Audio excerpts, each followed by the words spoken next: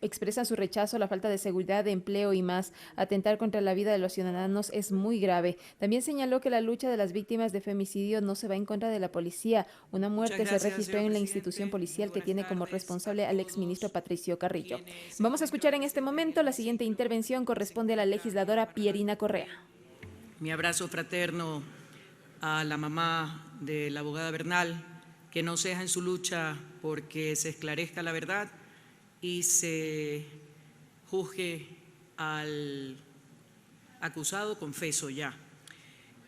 Aquí estamos para hacer un juicio político al exministro del Interior, Patricio Carrillo, y se fundamenta, ya lo han dicho quienes me han antecedido en la palabra, en básicamente las marchas de junio y la muerte de María Belén Bernal.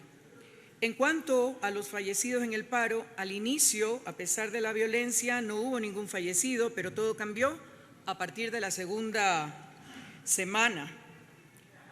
Y en total, por lo menos hubo 9 fallecidos de los que se registran. La madrugada del 20 de junio se confirmó el primer fallecimiento.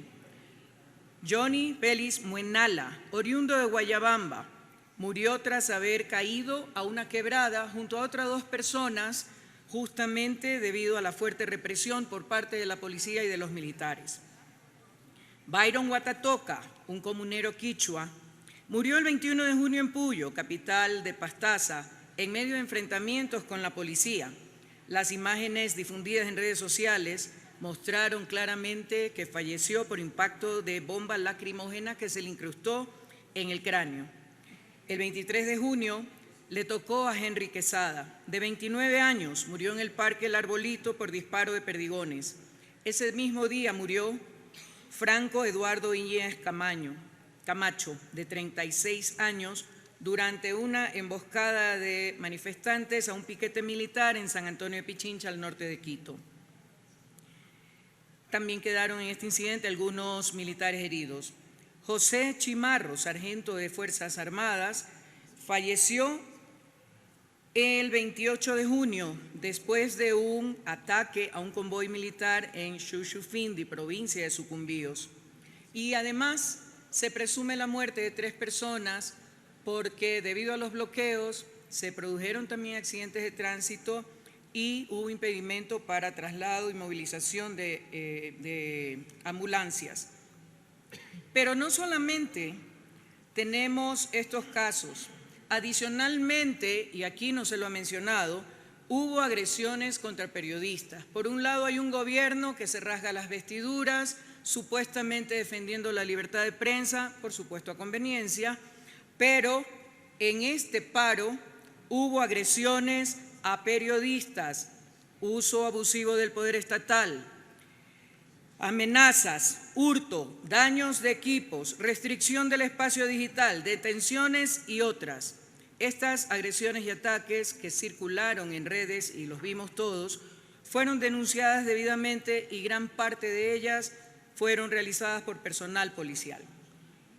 Ahora, el gobierno ecuatoriano, por parte del señor presidente de la República, como parte de las gestiones realizadas, ha declarado algunos estados de excepción que permiten, en teoría y en letra, un trabajo conjunto entre la Policía Nacional y el Ejército ecuatoriano, las Fuerzas Armadas, para luchar contra la inseguridad, la violencia, la delincuencia organizada y más. Sin embargo, han resultado un total fracaso, pero sí han permitido que bajo el estado de excepción las fuerzas policiales arremetan violentamente contra la población y los manifestantes en condición de paro.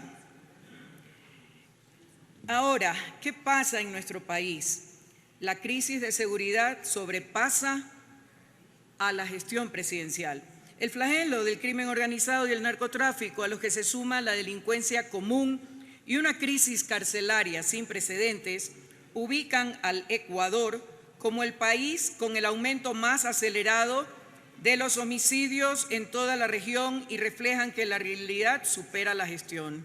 En el 2021 tuvimos un registro de 2.400 asesinatos, alcanzando los 14 homicidios por 100.000 habitantes. la tasa más alta en una década, prácticamente duplicando la cifra del 2020. Como el mismo ministro lo señaló aquí, hoy esa cifra está en el 26.6%, es decir, 26.6 por cada 100.000 habitantes, y nos ubican entre los de superior a la media regional, superior a los datos de Colombia y más acercándonos a las cifras mexicanas. Pero ¿cuál es otro aspecto que está preocupando? Cifras aparte, el repunte de la violencia está tomando formas inéditas, como la aparición de cadáveres colgados de puentes, coches bombas, explosión de drones en entornos carcelarios y más. Esta violencia ya no es solo cuantitativa, sino cualitativa, y bajo una lógica de amplificación mediática que genera mucha preocupación. El síntoma más claro del deterioro de la situación de un país, hasta hace poco considerado el segundo más seguro de la región, es el repunte de los sicariatos, bajo modalidades que van más allá del ajuste de cuentas entre narcotraficantes y que genera verdadera conmoción social, pues muchos de estos enfrentamientos son transmitidos gracias a la tecnología en tiempo real y muchas veces se perpetran o se cometen a plena luz del día y delante de niños con objetivos variados, como fiscales, abogados, empresarios, que presuntamente tienen vínculos con actividades delictivas. Al principio el gobierno planteaba que era un problema entre bandas del narcotráfico, pero empieza a haber sicariatos por razones más triviales. Hoy el 70% de las provincias ecuatorianas muestran tasas significativas de homicidios. La crisis carcelaria no puede estar externa o excluida de este análisis. Ya no es simplemente dos internos que se pelean por alguna razón.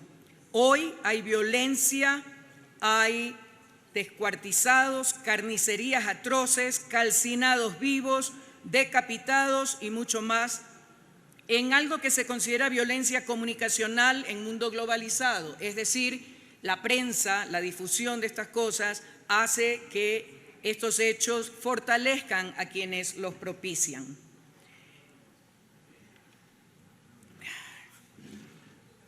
Pero ¿qué pasa y qué me preocupa a mí más de todo lo que está pasando? Hoy podemos registrar cifras de niños y adolescentes que también han caído en enfrentamientos violentos. En el marco del paro, niños y adolescentes fueron afectados por rasguños, raspones, asfixia, entre otras cosas, y vimos en tiempo real quienes estábamos siguiendo la celebración del Inti Raymi, cómo fueron bombardeadas, atacadas inmisericordiamente zonas consideradas como campos de paz. Adicionalmente, hubo un número significativo de adolescentes detenidos. Pero ¿qué preocupa hoy más? Los enfrentamientos entre bandas narcocriminales continúan cobrando la vida de cientos de personas, pero entre ellos niños, niñas y adolescentes que ya forman parte de las estadísticas de muertes violentas, ya que muchas veces simplemente quedaron atrapados en el fuego cruzado o son víctimas colaterales, como lo señaló el exministro, de los asesinatos por encargo, asaltos a mano armada y otro tipo de actividades delictivas que azotan a todo el país. En el 2020 murieron 57 menores. En el 2021 fueron asesinados 92 niños y adolescentes. En el 2022 la guerra entre bandas provocó la muerte de 192 menores de edad, cifras sin precedentes en el Ecuador. Hace poco una bebé de apenas 2 meses estuvo en el momento equivocado, en el lugar equivocado. Las víctimas del sicariato eran 2 adultos que vivían ahí, sufrió algunas operaciones, heridas en el estómago y no sobrevivió. Murió en la Navidad del año pasado. Pero vamos a analizar la comparecencia del ministro. En su comparecencia el exministro pregunta, ¿qué está haciendo el Poder Legislativo? Yo le puedo preguntar, yo le puedo responder. Más de 5 leyes para apoyar las tareas de seguridad, como la ley del uso legítimo de la fuerza, leyes para combatir el coyoterismo, tráfico de migrantes y otros delitos afines, leyes para fortalecer el emprendimiento de jóvenes y mujeres, entre otras. Aquí se ha demostrado que leyes existen, lo que no existe es voluntad política del Gobierno nacional. También preguntó qué está haciendo el Poder Asambleísta, Judicial. ha concluido su tiempo, por favor, ruego ir terminando. Ok, entonces concluyo. El exministro le endosa la responsabilidad al gobierno y que dice que él no ha incumplido funciones, que hubo trabas, que le resultó inconveniente a alguien. ¿Saben a quién le resultó inconveniente de acuerdo a lo que expuso aquí? A su gobierno, al gobierno que lo nombró.